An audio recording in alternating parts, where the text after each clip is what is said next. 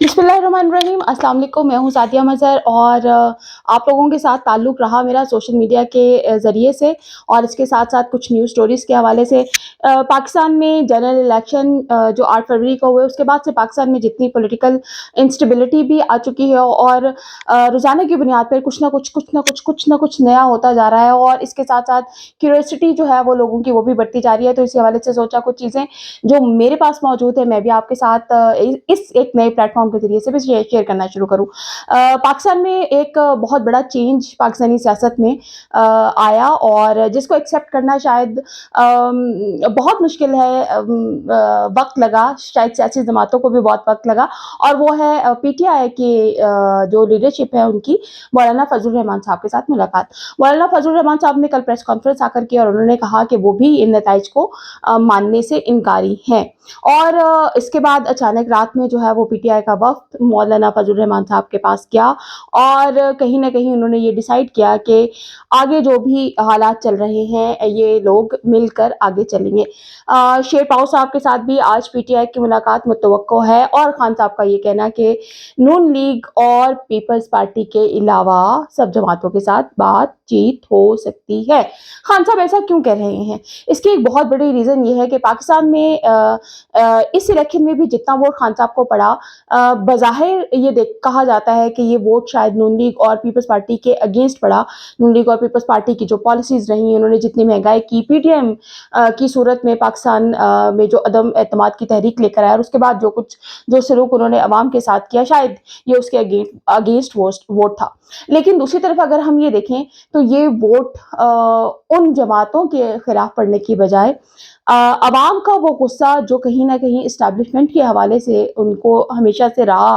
और एस्टेब्लिशमेंट जो हमेशा ये बयानियाँ बनाती रही कि हमारा सियासत से कोई ताल्लुक नहीं है, तो शायद ये वोट अवाम के उस गुस्से का इज़हार भी कर रहा है। दूसरी तरफ जब फजल रहमान साहब बात करते हैं तो फजल रहमान साहब ने कल बड़ी क्लियर कट ये बात की कि इमरान खान की अदम एतमाद की जो तहरीक लाई गई थी वो किनके कहने पर लाई गई थी। और अगर फजल रहमान साहब के इन बातों को और इन एलिगेशंस को बड़ा क्लियर लेकर अदालत तक लेकर जाए तो ये बहुत एक स्वीयर एलिगेशंस है जो मौलाना फजल रहमान साहब हमारी एस्टेब्लिशमेंट पर लगा रहे हैं। दूसरी तरफ अगर पीपल्स पार्टी या नून लीग की बात की जाए तो मरियम औरंगज़ेब साहिबा ने भी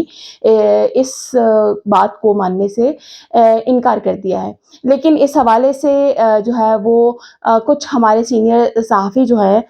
वो कुछ टिप्स और कुछ हिंट्स दे रहे हैं कि मौलाना फजल रहमान साहब जिस मुलाकात की बात कर रहे हैं वो मुलाकात कहाँ हुई, कब हुई और कैसे हुई। यानी यूँ समझ लीजिए कि एक मिस्ट्री बॉक्स है जो फजल रहमान साहब ने जिसकी चाबी खोल दी है, लॉक खोल दिया है और अब वो मिस्ट्री बॉक्स आहिस्ता-आहिस्ता खुलता जा रहा है और देखिए आने वाले दिनों में उस मिस्ट्री बॉक्स में से और क्या-क्या चीज़ें निकल कर अवाम के सामने आती हैं। लेकिन अगर ये देखा जाए कि पीटीआई और इमरान खान साहब ने जो रेजिस्टेंस की सियासत करनी शुरू की थी और खान साहब जो इतने महीनों से जेल में मौजूद हैं, इसके बावजूद कहने वाले ये भी कहते हैं कि जेल में बैठने के बावजूद भी कोई बीमारी का ड्रामा नहीं रचाया गया। किसी भी बहाने से जो है वो ना हॉस्पिटल जाया गया, ना मुल्क से बाहर जाने की कोई बात हुई और बुशरा बीबी के हवाले से भी जब एनआरओ का एलिगेशन लगाया तो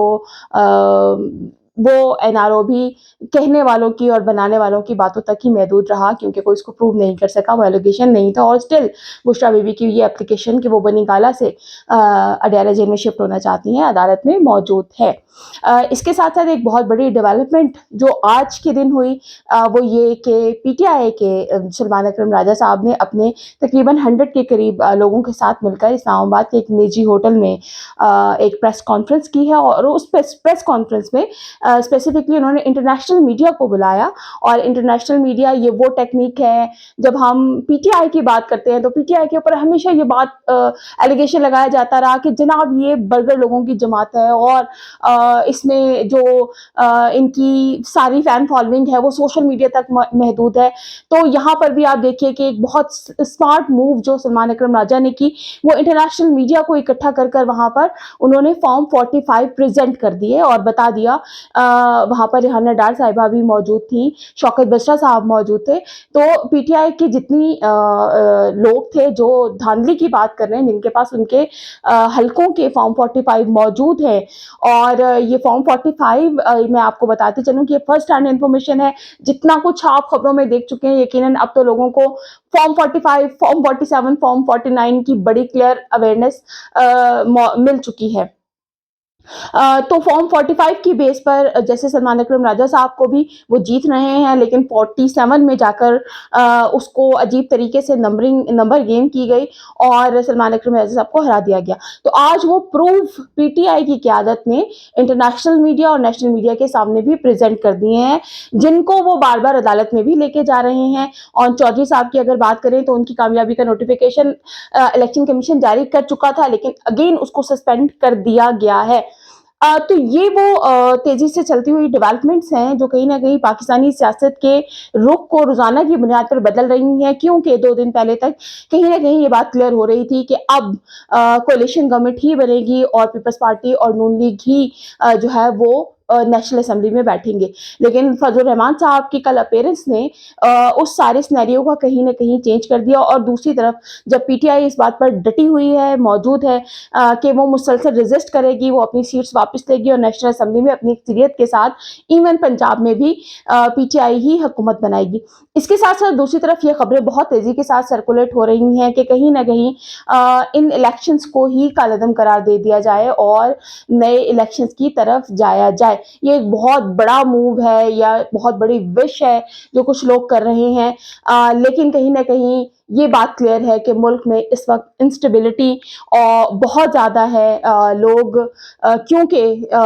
बहुत बड़ी तादाद में लोग वोटर बाहर आया था और बहुत बड़ी तादाद में वोटर ने इमरान खान को वोट दिया, और वो जो एक बयानिया था जो बनाया जाता था, जो ओपोनेंट्स भी हंसकर मजाक में ये बात किया करते थे कि ओके फाइन, खान साहब तो ये कहते हैं कि अगर खंबे को भी खड़ा कर दिया जाए तो वो भी जीत जाएगा। तो इस चीज़ को लोगों ने हकीकत का रूप की सूरत में इलेक्शन के बाद लोगों को जितवा कर साबित किया, क्योंकि यहाँ शख्सियत परस्ती का या बरादरी का वोट नहीं पड़ा, यहाँ पर सिर्फ इमरान खान का वोट पड़ा था। तो ये इस वक्त बदलती हुई तेज़ी से सूरत हाल है, लेकिन इसके साथ साथ अगर हम दूसरी तरफ देखें तो बुशरा बीबी साहिबा ने कल एक उनकी तरफ से भी एक बात सामने आई कि बुशरा बीबी साहिबा का कहना यह है कि मुझे मेरे घर में खाने में कुछ ऐसी चीज़ डालकर दी गई है जिसने कहीं न कहीं उनके स्टमक को बहुत बुरे तरीके से और गले को मुँह को बहुत बुरे तरीके से मुतासिर किया है। वो चीज़ क्या है, यानी कहीं न कहीं एक सिक्योरिटी थ्रेट जो है वो भी मौजूद है। इमरान खान के हवाले से भी रूमर्स चलती रहीं और अब बुशरा बीबी के हवाले से तो इस खबर को बाकायदा जो है वो पीटीआई की मैनेजमेंट भी सोशल मीडिया पर ट्वीट कर रही है कि बुशरा बीबी साहिबा के खाने में कुछ ना कुछ ऐसा ऐड किया गया है जिससे उनकी सेहत मुतासिर हुई है। इसके अलावा अगर हम पॉलिटिकल अदम बर्दाश्त की बात करें तो एक बड़ा अनफॉर्चुनेट इंसिडेंट जो आज ही रिपोर्ट हो रहा है, हमारे केपी के एक सहाफ़ी ने उसको ट्वीट किया कि केपी में खैबर पख्तूनख्वा में एक खातून की डेथ के बाद कुछ उलमा हज़रात ने उसका जनाजा ये कहकर पढ़ाने से इनकार कर दिया कि इसने पीटीआई को वोट दिया था। तो यहाँ पर ताज्जुब बहुत तेज़ी के साथ फैल रहा है, यहाँ पर अदम बर्दाश्त बहुत तेज़ी के साथ फैल रही है, और अनफॉर्चुनेटली ये नफ़रत की वो जड़ें हैं जो आम आदमी के अंदर भी मौजूद हैं। हमेशा ये कहा जाता रहा कि इख्तिलाफ़ रखिए एक दूसरे से, लेकिन नज़रियाती इख्तिलाफ़ रखिए। उस इख्तिलाफ़ को रिश्ते और ताल्लुकात में को पॉइज़न करने के लिए इस्तेमाल मत करें। लेकिन बदकिस्मती से इस वक्त जो सोशल मीडिया हेड्स हैं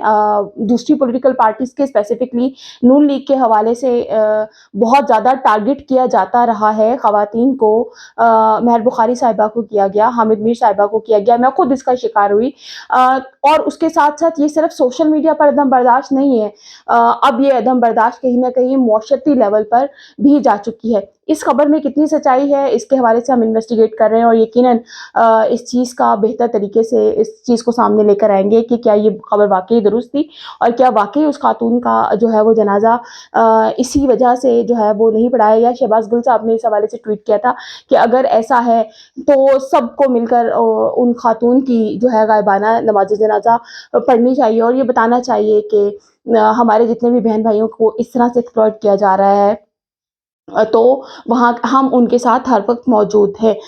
پاکستان میں اس کے ساتھ ساتھ کیسے کیسے لمحہ بہ لمحہ کیا کیا چیزیں چینج ہو رہی ہیں، کیا کیا نئی خبریں آ رہی ہیں، اس پروگرام اور اس پلیٹ فارم کے ذریعے سے انشاءاللہ وہ آپ کے ساتھ شیئر کرتے رہیں گے۔ اللہ حافظ۔